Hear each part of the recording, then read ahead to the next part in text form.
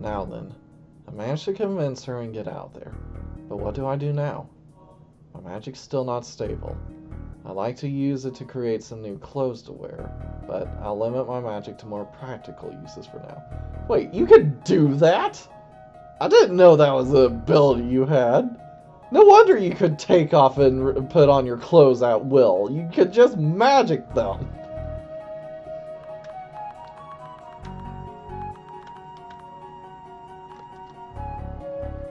Hey, long time no see. Doing well? You look like you have no idea who I am. It's me, the sheep from Hell's Gate. This form is a lot more convenient for me here. Also, you look like you're in a bit of trouble. That's why I came here and provide some support. I'm limited in what I can do, but I'm sure you'll find me useful nonetheless. What's this? Is that Kazuya I see? I'm right here, above you, up!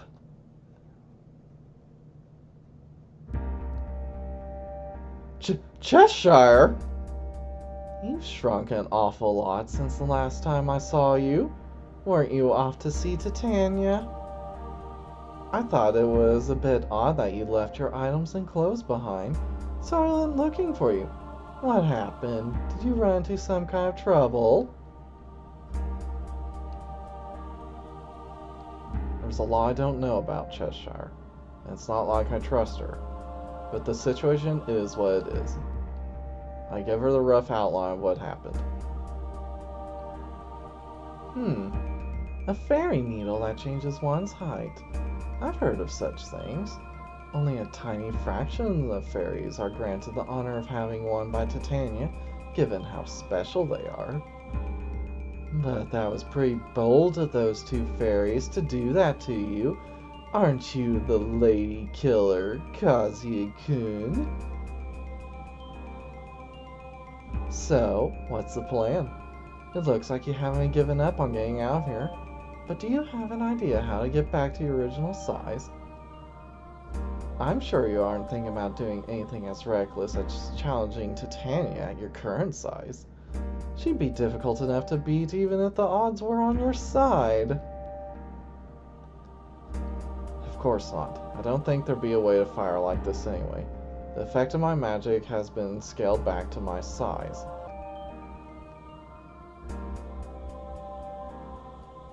Based on what I've heard so far, there should be more than one of those needles lying around. So I'll go find another fairy who has one and ask to borrow their needle. First thing I'll do is go meet up with Sphinx and get her to ask the fairies around her.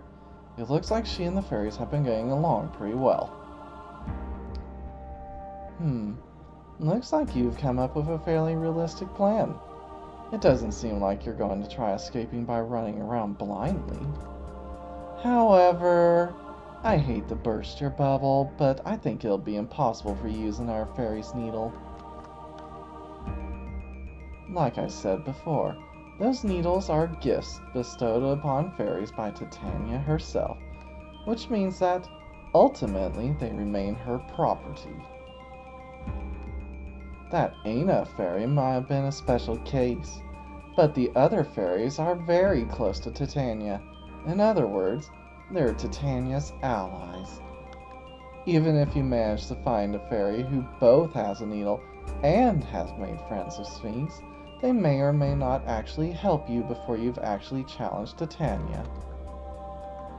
On top of that, you'd have to use all of the magic contained within a needle to return you back to normal. There's not much hope of finding someone willing to go that far for you. Oh, come on, don't make that face. I'm not trying to make you feel like it's hopeless. I'm just letting you know that your chances are slim. Let's see. I know. Why don't you let me handle it? I might be able to return you back to normal using my ability. How? By wrapping up your body, I can change it into a desired state. The same way I made you naked in an instant or forced you to be inserted. Using that ability, I can change the size of your body from fun size to human sized. Of course, I'm going to have to borrow your body in order to get everything started. You can sit in my hand or in my chest. I don't mind either way. Or are you plotting? Nothing at all. The fact that you've taken the time to explain the situation to someone as strange as me must mean you're at your wit's end, right? So I'm just trying to expand the number of hopeless options available to you by telling you another way to return to normal. I just want to show you a little good faith is all. But whatever you decide, it looks like we'll have to put that off until later. Until you've settled things with her.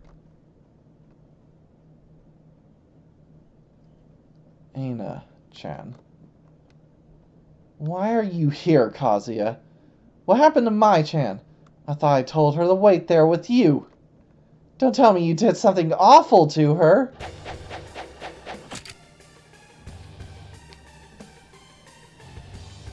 Ayna is brandishing her fairy needle like a spear, pointing the tip at me. This is a training method I picked up. When the other party won't listen, you use force to make them understand.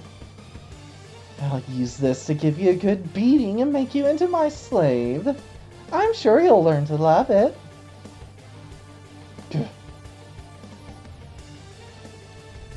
Looks like you've gotten yourself into a pretty pickle there, Kazu-kun. Use this if you like. Worn sword, small thing. This is... It's my cherished item. I was testing my power out to see if I could use it to change something's size, and I just managed to do it a little while ago. I can't take part in the battle, but I hate to see something so one-sided, so I'm giving you a little support. But don't expect anything more than that. It's over if she starts violating you. I'm not so boorish as to interfere with someone squeezing. Well then, I'll find a spot somewhere to watch the battle. Give me a yell when you've finished, if you're interested in that plan I was telling you about. Cheshire has vanished somewhere.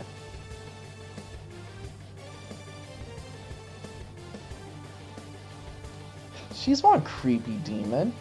Her weird power and appearance aside, it's like she's from another dimension entirely. You're not actually thinking of going along with her, are you? You're going to live with us, right? Cheshire is definitely a strange one, and it's hard to get a read on who she is and what she wants. But there's one thing I can say for sure. I'll never be able to save Sphinx if I go along with what you two want. You leave me no choice, Kazuya. I didn't want to have to get rough with you. I'll beat you until you stop resisting, and I'll use my techniques to make sure you never think of resisting again.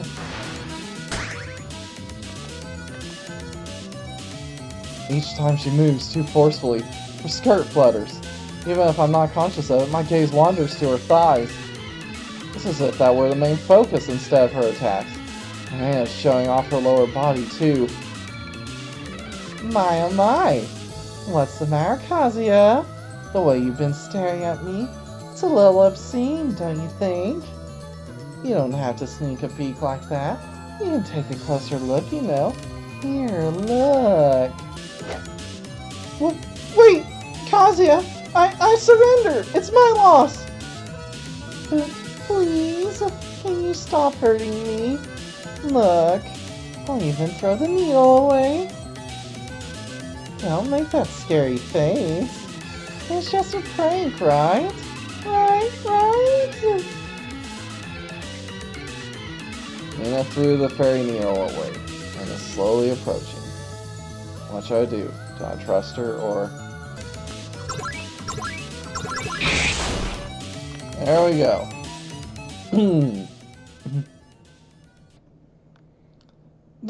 Damn it! Gosh, you're being so difficult, Kazuya. You got too much stamina. Looks like Ayna's motivation is wavering. Seems now's my chance to persuade her. Ayna-chan!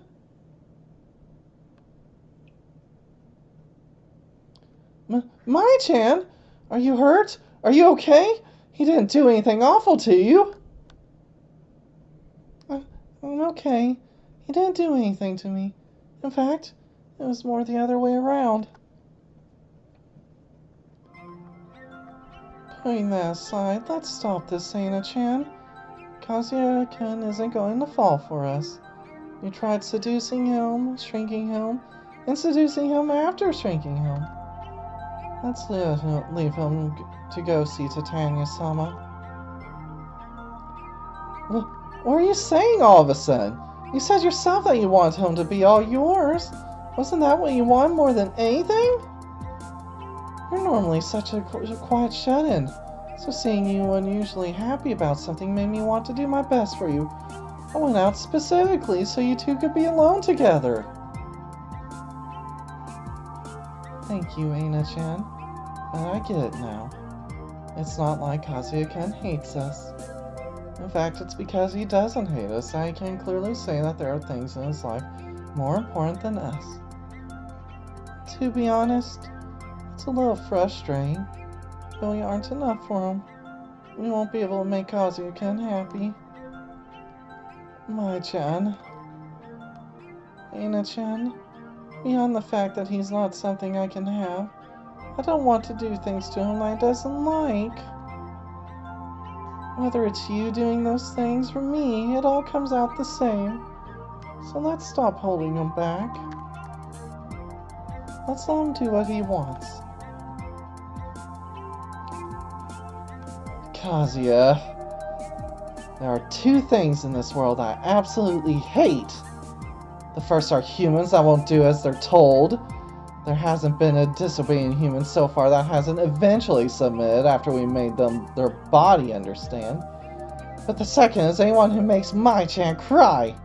And if I keep forcing this issue, I'll be the one to do just that. So you're going to be the first human I've ever let go. I'm doing this for both my and Mai-chan's sake. Ayna-chan! Thank you, Ayna-chan and Mai-chan. Kazuya, there's one thing I want to ask you. Supposing you met us before you found those important things in your life, before you met Sphinx or whatever, would you have played together with us, even if we hadn't shrunken you like this? Yeah, I think I would have gladly played with you guys.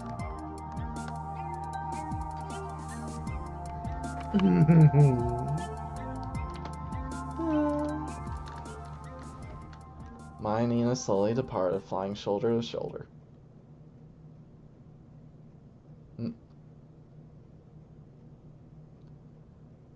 What a gentleman you are.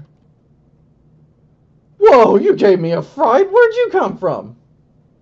I've actually been here this whole time. I only pretended to leave. Were you all... there you go, spouting off lines like you're cool or something. You don't even know if what you're saying is true. Yet you can say it so easily with such a straight face. I'm starting to understand where all those rumors about you being a playboy are coming from, and why the girls in my room like you so much. I thought for sure you'd lose here. You know about my room as well? You really are a strange demon. That's kind of my whole gimmick. I heard the word eerie thrown around a lot too. So what's it going to be? Too scared to go with my idea? Or are you going to stick with your plan to bypass me and go ask Sphinx for help? But I've really taken a shine to you, so I'd like to give you a hand if possible. If you're worried, I could make a promise not to attack you. No. I'd like to ask for your help. There's no need for you to make any promises. I'm sure you'll come through without any funny business. I'll put my trust in you. Huh.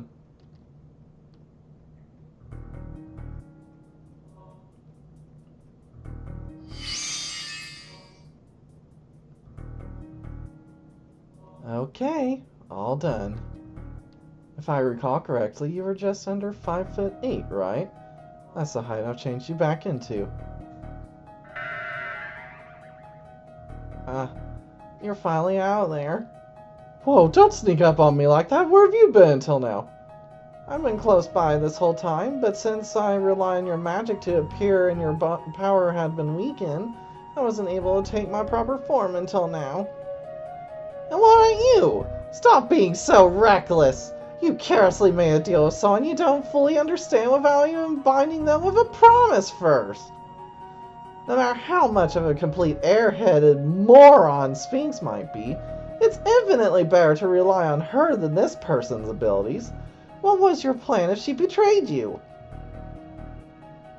No, it's not like I was going to rely on Sphinx at all. And it's not like this plan was a big gamble either. I went along with her plan because she'd definitely be able to change me back to normal. What made you think that? You told me before that you don't like to see one-sided battles, right? So much so that you went out of your way to give me my shrunken sword. It was the same when you attacked me that first time. When you had me bound, you clearly said it wouldn't be fair if you didn't give me a choice. You detest one-sided victories, so it seemed pretty unlikely that you'd take the one-sided odds to trample a fairy-sized opponent, let alone one who'd start naked. If you were going to do something to me, you would have just captured me without saying a word instead of approaching. I knew you didn't have hostile intent when you didn't do that. Kazuya-kun, sorry to say this when you've confidently said all that, but, maybe you should put some clothes on? You look a little foolish being so serious without any clothes.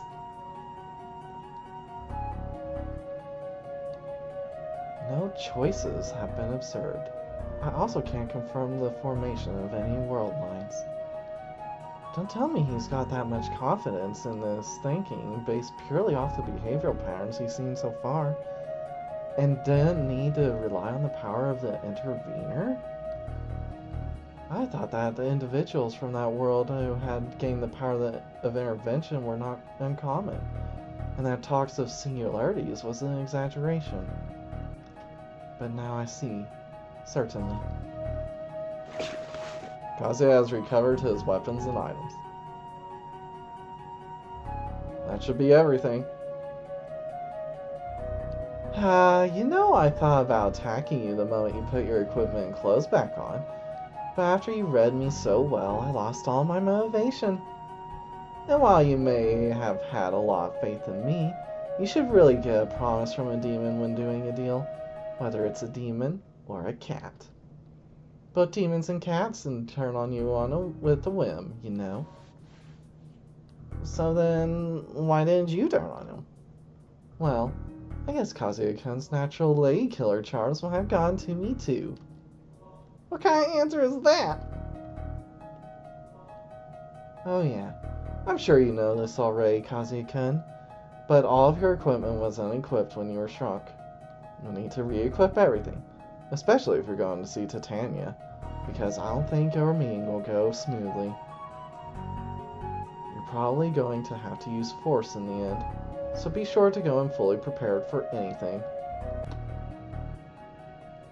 You sure took your sweet time getting here. Square isn't that far away. Well, whatever. Do you remember what I told you before about the hall up ahead? Whatever you do, don't let Titania cajole you into anything. Her request won't ever stop escalating. Also, I didn't think you'd be able to defeat her head on. She can replenish her magic endlessly, using that staff with the purple jewel embedded on it. Your first priority should be to deal enough damage to make her drop the staff.